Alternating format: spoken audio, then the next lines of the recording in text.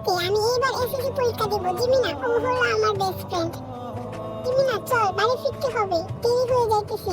মা আমার জন্য চিন্তা করবে, তাড়াতাড়ি চল।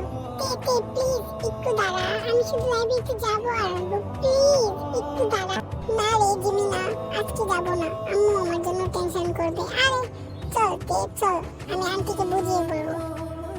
ওকে চল যাই, তাড়াতাড়ি চল। তে আর জিমিনা দুজন লাইব্রেরিতে গিয়ে বই দেখতেছিল। হঠাৎ একটা ছেলের সাথে তে আর জিমিনা ধাক্কা খায়। এই হু আর ইউ, কে আপনি? আপনি কি চোখে দেখতে পান না? আমি না হয় চোখে দেখতে পাই না, আপনি তো দেখতে পান, তাহলে আপনি আমার সাথে কেন ধাক্কা খেলেন? এই তে, তুই কি একটু থামবি? সরি ভাইয়া, আমার ফ্রেন্ডের পক্ষ থেকে আমি সরি বলে দিচ্ছি। মিনা, তুই কেন সরি বললি? সরি তো উনার বলার দরকার ছিল।